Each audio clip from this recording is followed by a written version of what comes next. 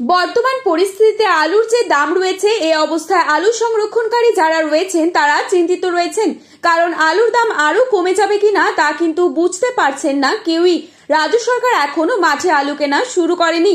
যখন মাঠে আলু কেনা শুরু করবে তখন হয়তো কিছুটা আলুর দাম বাড়বে, তা না হলে আলুর দাম সেভাবে কমবে না। এটাই উপযুক্ত সময় আলু সংরক্ষণ করার।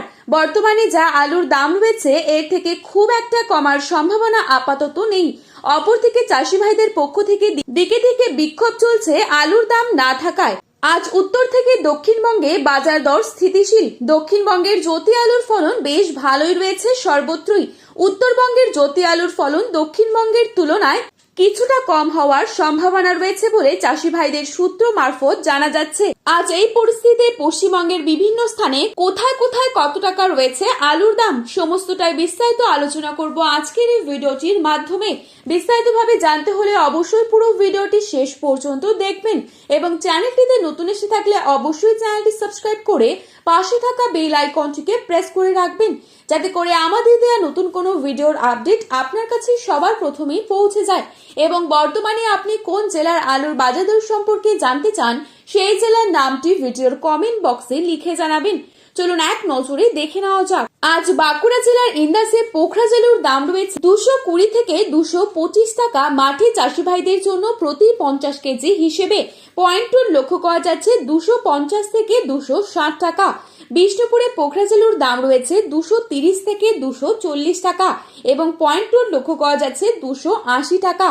আজ বাঁকুড়ার কোতুলপুরে জ্যোতি আলুর দাম রয়েছে 240 থেকে 250 টাকা মাঠে চাষি ভাইদের জন্য প্রতি 50 কেজি হিসেবে এবং রেডি পয়েন্টুর লক্ষ্য করা যাচ্ছে 300 থেকে 310 টাকা। হুগলির তারকেশ্বরে জ্যোতি আলুর দাম রয়েছে 260 থেকে 270 টাকা এবং পয়েন্টুর লক্ষ্য করা যাচ্ছে 320 টাকা পর্যন্ত। বাঁকুড়ার সিমলাপালে পোখরাজ আলুর দাম রয়েছে 230 টাকা এবং পয়েন্টুর লক্ষ্য করা যাচ্ছে 260 টাকা। সোনামুখীতে পোখরাজ আলুর দাম রয়েছে 220 থেকে 230 টাকা এবং পয়েন্টুর লক্ষ্য করা যাচ্ছে 260 টাকা। দুর্গাপুর সংলগ্ন বড়মানায় পোখরাজ আলুর দাম রয়েছে 220 থেকে 230 টাকা এবং পয়েন্টুর লক্ষ্য করা যাচ্ছে 270 টাকা সুপার কোয়ালিটি। পশ্চিম মেদিনীপুর জেলার চন্দ্রকোনায় পোখরাজ আলুর দাম রয়েছে 200 থেকে 240 টাকা এবং পয়েন্টুর লক্ষ্য করা যাচ্ছে 250 টাকা। মুর্শিদাবাদের ডাকবাংলোয় পোখরাজ আলুর দাম রয়েছে 200 থেকে 220 টাকা এবং পয়েন্টুর লক্ষ্য করা যাচ্ছে 220 টাকা 260 টাকা। হুগলির আরামবাগে জ্যোতি আলুর দাম রয়েছে 250 টাকা এবং পয়েন্টুর লক্ষ্য করা যাচ্ছে 290 টাকা। ওদিকে আবহাওয়া দপ্তরের তরফ থেকে বিজ্ঞপ্তি জারি করে বলা হয়েছে দক্ষিণবঙ্গের বেশ কিছু জেলায় হালকা থেকে মাঝারি বৃষ্টিপাত হতে পারে। এছাড়া উত্তরবঙ্গেরও কিছু স্থানে বৃষ্টি হবার সম্ভাবনা রয়েছে। উত্তরবঙ্গের ধূপগুড়িতে আজ পোখরাজ আলুর দাম রয়েছে 240 টাকা এবং পয়েন্টুর লক্ষ্য করা যাচ্ছে 260 টাকা। ধূপগুড়িতে জ্যোতি আলুর দাম রয়েছে 300 টাকা এবং পয়েন্টুর লক্ষ্য করা যাচ্ছে 350 টাকা।